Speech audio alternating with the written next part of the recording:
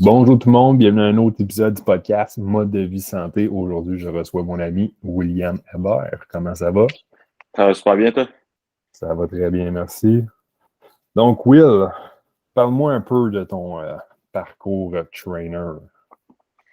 Ouais, ben dans le fond, comme circle back un peu, tu sais, avant d'être trainer, je viens de sortir de l'armée, ça fait un an et demi environ.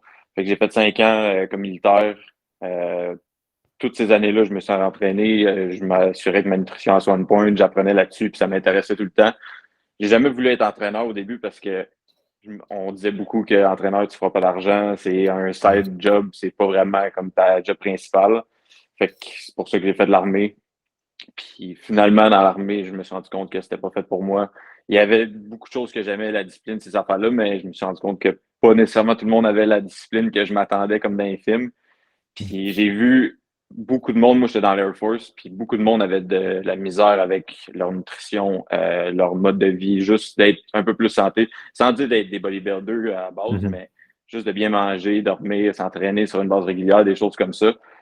Puis là, je me suis rendu compte que même si le monde dans l'armée a pas cette discipline-là que je m'attendais, ça veut dire qu'il y a beaucoup de monde en plus de ça aussi au civil qui vont avoir besoin d'aide avec ça. Mhm. Fait que c'est là que je me suis rendu compte que je peux le faire, je peux aller trainer. Puis là aussi, dans ce temps-là, c'est là que ça a explosé ces réseaux sociaux. Tout le monde est entraîneur, etc. Fait que je me suis dit, let's go, je le fais. J'ai commencé à me former dans le fond à mon compte sur des formations de fin de semaine, des choses comme ça. Puis finalement, en 2020, je suis sorti de l'armée dans le temps que tout était fermé. Là. Je ne veux pas dire le mot qui va faire Le bon banner secret. ton compte. Mais ça fait que je suis sorti en octobre 2020. Dans le fond, je suis sorti le 7 octobre 2020. Le 8, je déménageais. Puis le 8, c'est là que tout fermait sur la rive sud. Fait que je suis revenu chez nous, pas de job. C'est là qu'on s'est rencontrés, que j'ai trouvé une job chez Shop Santé puis chez FedEx en même temps. Puis finalement, en mars, quand ils ont ouvert les gyms, que ça a ouvert pendant une couple de jours, ça a refermé 2 semaines après. Là, j'étais vraiment comme, qu'est-ce que je fais? Je sais plus quoi faire. Comment je pourrais dire? J'ai pogné les nerfs un peu.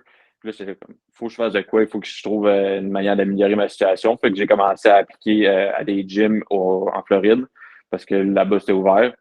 J'ai appliqué pour une franchise Revive parce que dans le fond, mon coach m'avait mis en contact avec un des propriétaires d'une nouvelle franchise là-bas. Commencé à jaser avec. Là, ben vite, on s'est rendu compte que j'avais pas de visa. Puis c'était quand même compliqué de me faire un visa quand au States, tu peux trouver un coach au coin de la rue très Mhm. facilement sans qu'il ait besoin d'un visa. Fait que là, ça n'a pas marché. Puis je me souviens encore, là, un mercredi soir, j'appliquais pour des jobs sur, je sais plus c'est quoi, l'application. Puis là, j'étais sur Facebook en même temps, puis j'ai vu un post de Jacob Hamel, le fondateur de Quantum Training. Il avait fait une annonce, il disait on cherche un coach pour se joindre à l'équipe.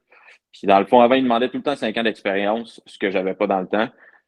Mais là, ce coup-là, ils n'ont jamais demandé pour 5 ans d'expérience. Ils disaient juste la personnalité, puis c'était plus les choses qu'ils recherchaient. J'ai dit comme let's go, c'est ma chance, je vais essayer, j'ai rien à perdre rendu là.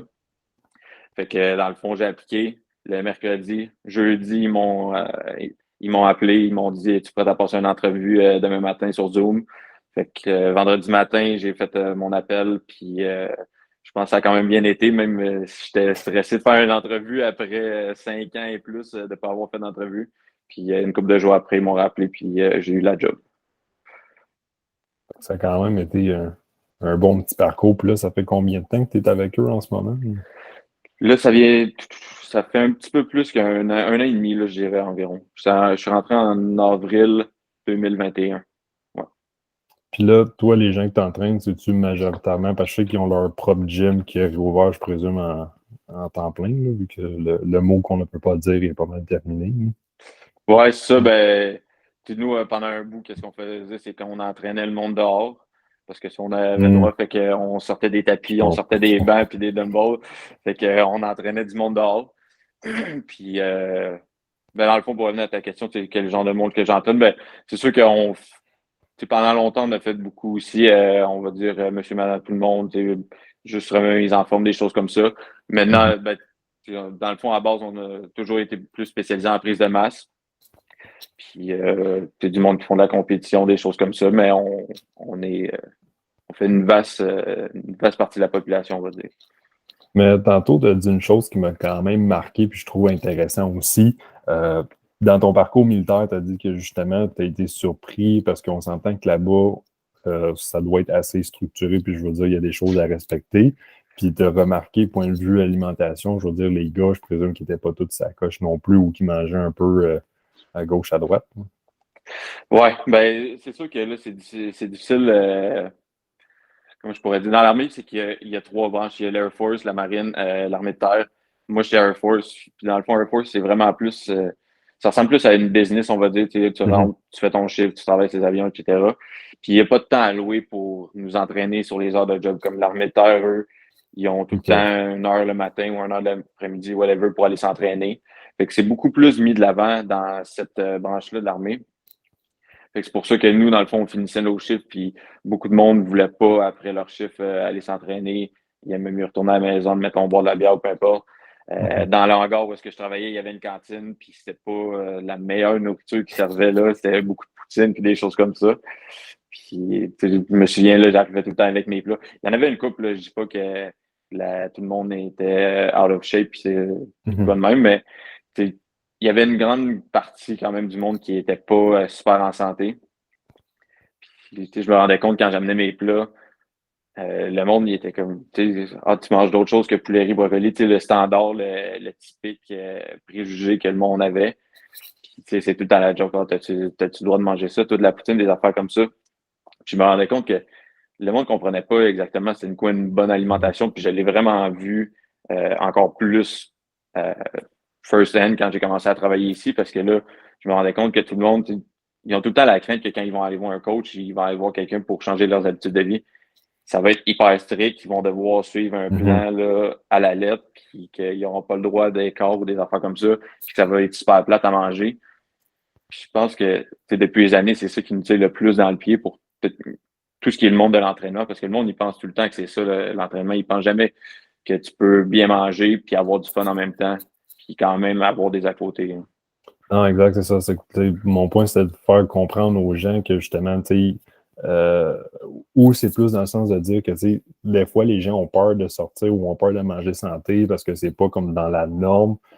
Puis manger santé, c'est comme spécial, c'est différent. Puis des fois, être différent, c'est pas plaisant. Fait que, je trouve que, tu l'as dit aussi, c'est une mentalité qu'il faut oublier. Poulet, riz, brocoli, on s'entend que c'est vraiment pas la solution à perdre du poids. Puis il y en a encore qui pensent ça, malheureusement. Je veux dire, on dirait que c'est encore stéréotypé, puis que de dire poulet, riz, brocoli, quand il faut que tu perdes du poids, c'est ça qu'il faut que tu manges. Ouais, ben c'est ça qui est plate. Puis, il y a beaucoup de problématiques à ça. Je veux dire, dans un contexte de peut-être de contest prep ou peu importe, oui, je comprends que tu veux un peu Mhm. plus contrôler tes aliments puis ces choses-là pour amener le moins de problèmes possible, mais en même temps, il faut quand même la variété rendue là. Puis c'est de pas comprendre la physiologie du corps, puis de pas comprendre aussi c'est quoi une bonne nutrition, parce que si tu comprenais vraiment c'est quoi, tu ne donnerais pas ça à tes clients. Maintenant, avec les études puis tout, je pense qu'on sait qu'il faut avoir une variété de nutriments le plus possible parce que chaque aliment a des bénéfices. Puis, je veux dire, c'est juste la chose, comment je pourrais dire, le plus de base maintenant que je vois, que j'essaie d'apprendre à mes clients, c'est aide la variété dans tes repas. Il faut que tu aies de la variété, pas juste pour que tu aimes ta bouffe, mais aussi pour avoir la multitude de vitamines, minéraux, micronutriments que tu peux avoir, là. Mhm. Puis là, depuis là, le temps que tu es chez Quantum, as-tu une idée de combien de gens que tu as entraîné depuis? Bonne question. Honnêtement, je pense que j'ai dû avoir autour d'une centaine, un peu plus qu'une centaine de clients, là. OK, quand même. C'est sûr que j'en ai des récurrents. J'ai des clients qui sont avec moi depuis le début. Il y en a que, admettons, nous, on travaille avec le monde pendant un an, puis si après un an, ils pensent qu'ils ont appris assez, puis qu'ils sont. Ben, c'est ça le but aussi, c'est que dans le fond, je leur donne les outils pour qu'après ça, ils soient capables, puis ils sentent à l'aise de partir de leur côté, puis juste Mhm. d'avoir des bonnes habitudes de vie, puis je pense pas que nécessairement tout le monde a besoin d'un coach le restant de ses jours, dépendamment c'est quoi tes objectifs, mais si tu veux juste apprendre des bonnes habitudes de vie, je pense que dans un processus d'un an, si les choses sont bien faites puis que tu appliques bien les méthodes de travail, il y a moyen d'être capable de faire ça de ton côté après, là.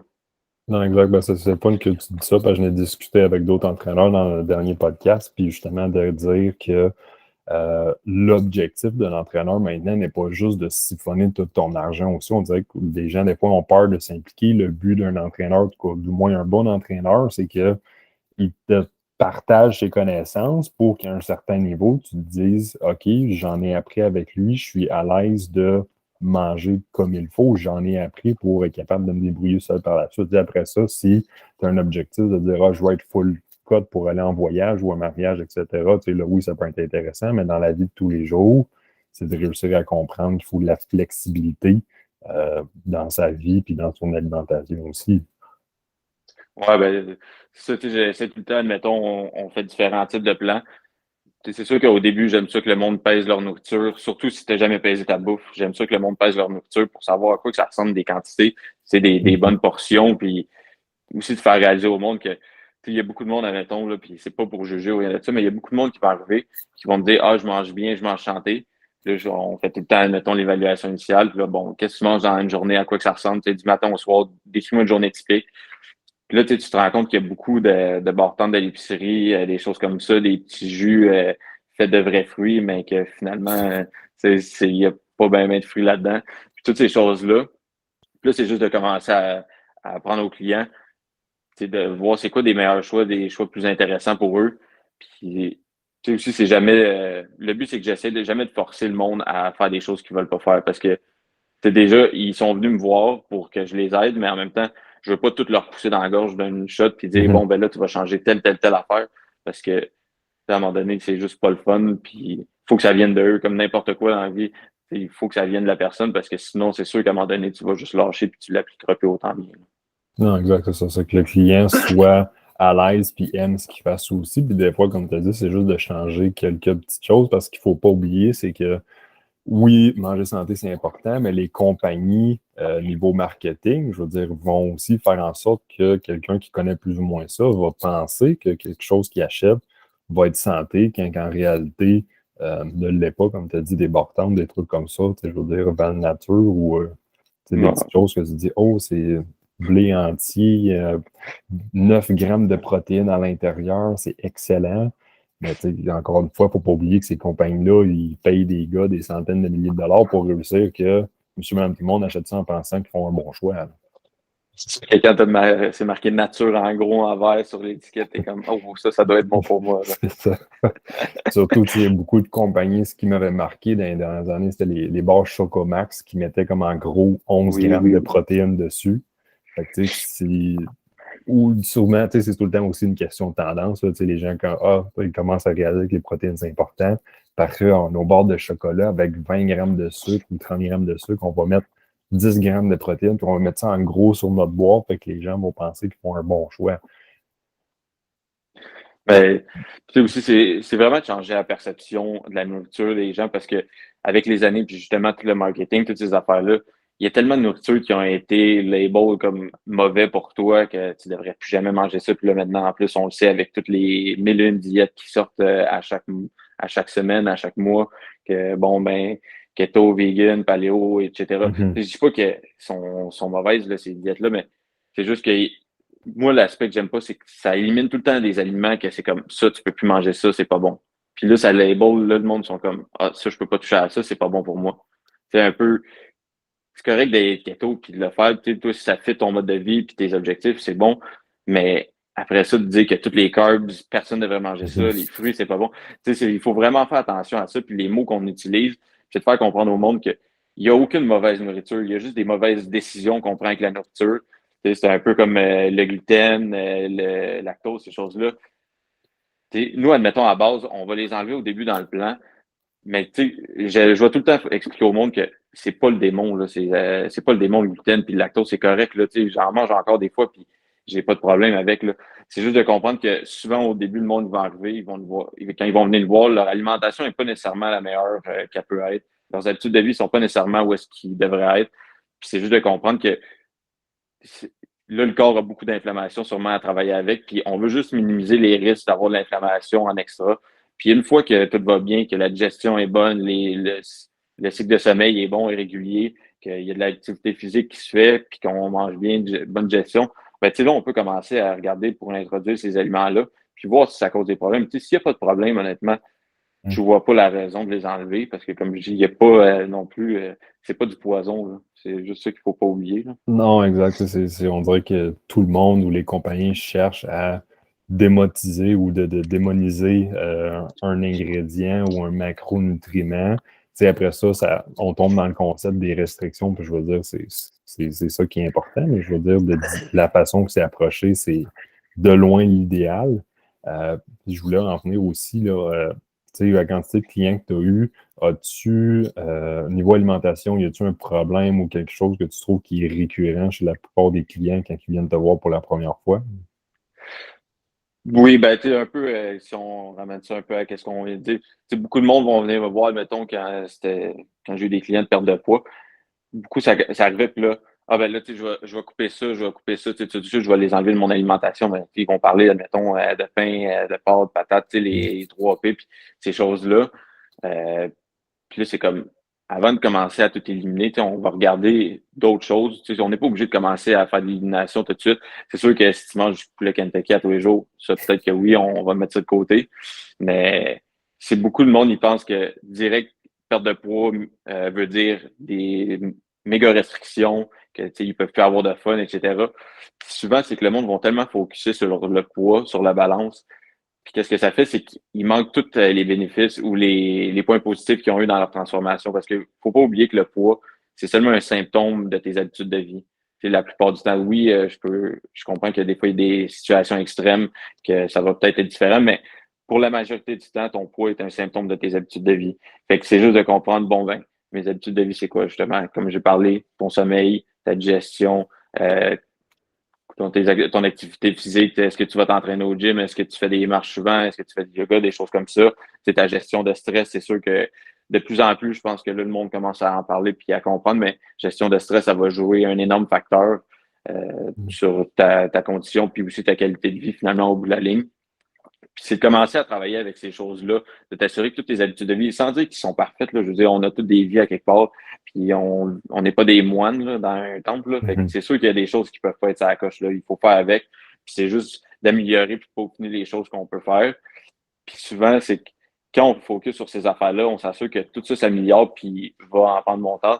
Ben, le poids, souvent, va suivre avec ça. Mais c'est juste que là, souvent, le monde, il focus tellement sur le poids. Puis souvent aussi, ils vont pas prendre le poids au bon moment. Ils vont le prendre le matin, le soir, le midi, après leur cheat meal pour voir comment ils ont fait du dommage. Puis là, ça les stresse. Là, ils disent, ah, ça marche pas, j'ai pas réussi, ou tu sais, peu importe qu'est-ce que je fais, ça fonctionne pas. Puis c'est juste de comprendre comme laisser le temps à votre corps aussi de se ramener dans un état de santé plus stable parce que si ça fait, on va dire, 6 ans que tu prends pas soin de ton corps, que tu n'as pas des bonnes habitudes de vie, que tu fais pas attention à ce que tu manges, espère pas qu'en un mois, magiquement, tout va être revenu comme avant. Là.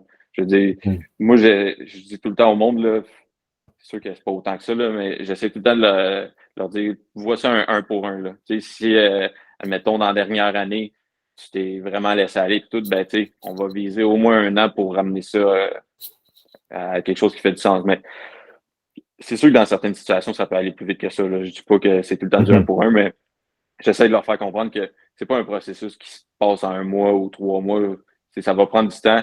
C'est parce qu'on veut s'assurer que les choses qu'on va appliquer, ça va être des choses tu vas être capable de garder dans le temps, puis que ça va pas juste être des mesures extrêmes que tu peux pas faire longtemps. Parce que souvent, le monde, justement, ils vont à l'extrême dès le début, mais c'est pas Mhm. quelque chose qui est soutenable, puis ça fait que ben, dans un an ou deux, ben, ils sont revenus à leurs anciens modes de vie parce que c'était pas quelque chose qui était capable de tenir. Non, exact, tu as très, très bien dit, là, parce que souvent, les gens, tu sais, ou encore une fois, c'est un problème de, tu sais, les réseaux sociaux. Des fois, tu vois comme transformation 60 jours, 90 jours, puis t'es comme, oh my God, la personne a perdu 60 livres. Puis là, la personne essaye de faire pareil aussi. Ou ça arrive des fois, tu sais, même tu sais, en étant au shop santé, il y a des clientes des fois qui m'ont dit, ah, c'est la quatrième fois que je fais keto. Je suis comme, tu sais, pas 40 livres, mais reprends 45. Fait que, tu sais, comme tu as dit, de le voir un pour un. Oui, certaines personnes vont peut-être être déçues, mais je veux dire, c'est de toujours mettre ça tu sais, au plus réaliste, entre guillemets, possible, puis de se dire que justement, le but, c'est de changer ses habitudes là, en cours de route. En fait, là. Ouais, ben, tu sais, je sais pas c'est quoi en français, mais manage les gérer les attentes, là, si on veut, Mhm. du client quand il va arriver. encore là aussi, souvent, c'est le monde, admettons qu'ils viennent dans une situation de perte de poids, ils vont entrer dans mon bureau, puis là, ils vont dire, eux, dans leur tête, c'est comme on embarque sur un plan de perte de poids tout de suite, du cardio à côté, puis ça va être rough. Mais là, c'est de poser des questions à la personne, puis si tu parles à la personne, puis admettons, elle te dit, bon, ben, t'es le 2 ou 3e coach que j'essaie dans les derniers mois, les 2, 3 dernières années. Puis là, c'est comme, OK, là, tu poses un peu plus de questions, puis c'est de voir, est-ce que c'est ta première essai de perte de poids dans les derniers mois ou peu importe. Puis, ah non, je viens d'essayer, je viens de faire tel challenge pendant une couple de semaines, je viens de faire telle diète. Puis là, finalement, tu te rends compte que depuis 1 an et demi, cette personne-là, elle a fait des diètes hyper restrictives, qu'elle a essayé de perdre du poids à maintes et maintes reprises, ça n'a pas marché, parce qu'encore là, c'était tout le temps des choses trop extrêmes. Ben, c'est de faire comprendre à la personne, si ça fait 1 an et demi que tu essayes de perdre du poids puis que tu manges à peine 1300 calories, il n'y a aucune chance que je te coupe des calories puis que je te descende que je t'augmente ton cardio en malade. Donc, on va commencer par s'assurer que ton corps il est dans un meilleur état, qu'il n'est pas dans un état de stress parce que aussi, il faut comprendre que d'être dans des diètes restrictives, c'est hyper stressant pour le corps. Puis, à un moment donné, faut pas laisser le corps tout le temps dans ce mode-là qui est notre mode de fight or flight. Il faut laisser le temps d'être justement dans un mode plus parasympathique. Fait que donner le temps de récupérer, bien dormir, bien manger, avoir assez de nutriments pour récupérer de tout ce que tu fais. Parce que c'est pas juste la diète qui est stressante. Ton mode de vie, si tu t'entraînes en plus, si tu fais du cardio 1 heure par jour, c'est toutes des choses que ton corps accumule comme stress. Fait que c'est de vraiment faire comprendre au monde. Si ça fait sur 1 an et demi que tu manges 1300 calories, on va commencer par peut-être augmenter tes calories un petit peu plus. Regarder ta digestion n'est sûrement pas où est-ce qu'elle devrait être. Ton sommeil n'est sûrement pas non plus où est-ce qu'il devrait être. Tu récupères sûrement pas super bien. Quand tu te lèves le matin, il y a bien des chances que tu as l'impression qu'il y a un zéro qui t'aille passé dessus. Fait que c'est juste de faire comprendre.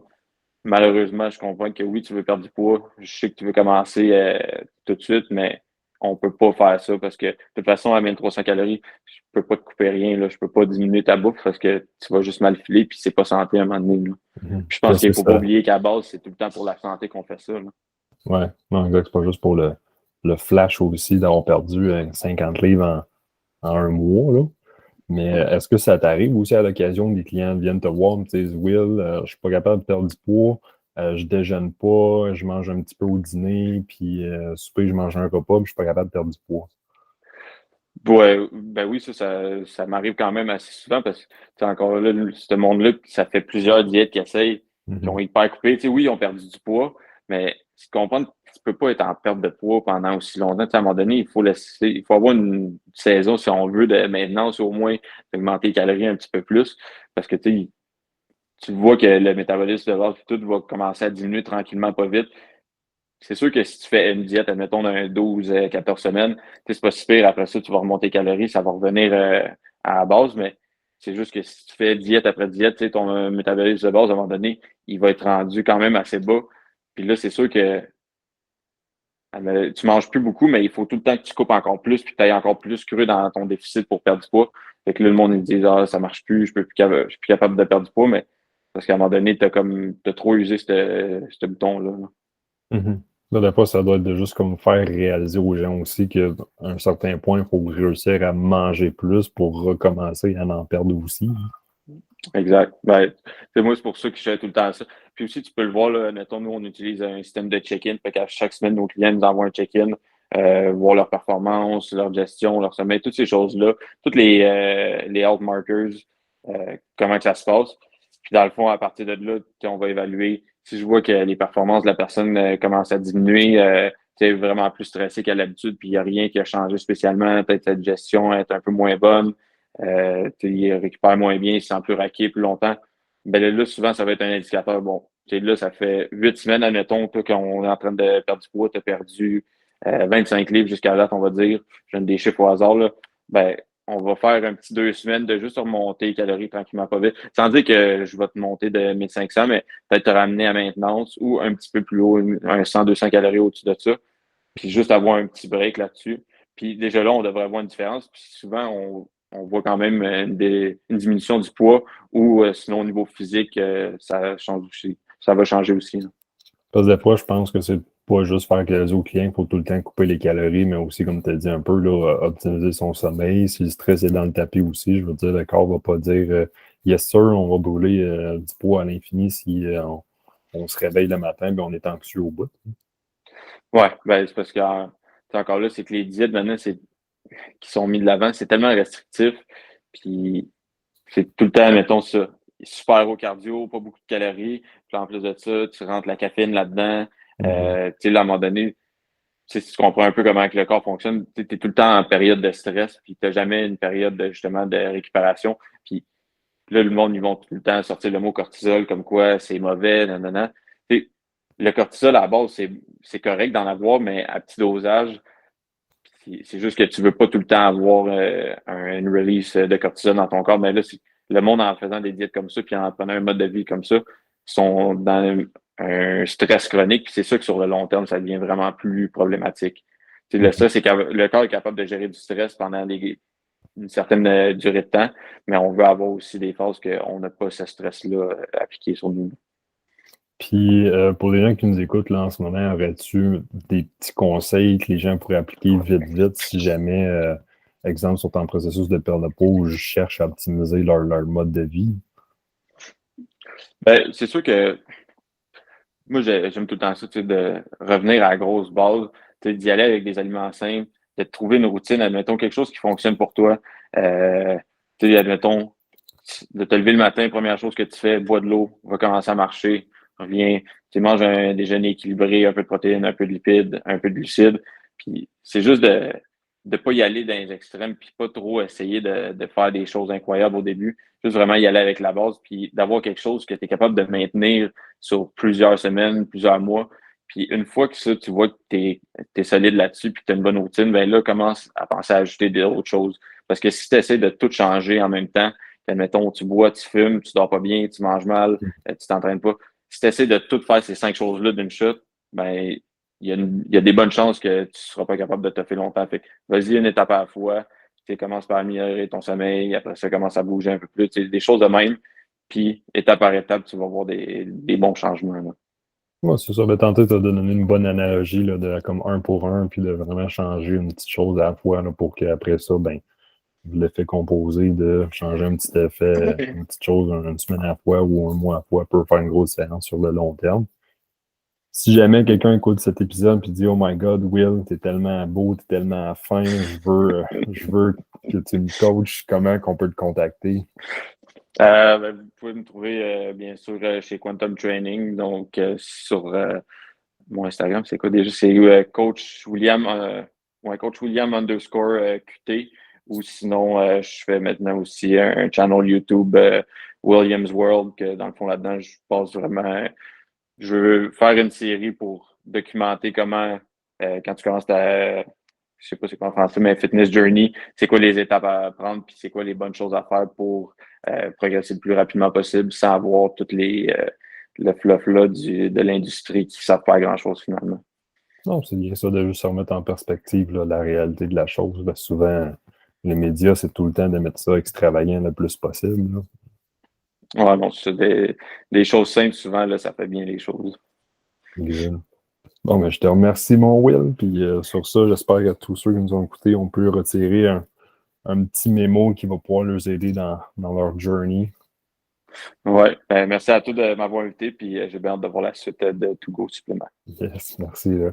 All right, on se dit à la prochaine, tout le monde. Ciao.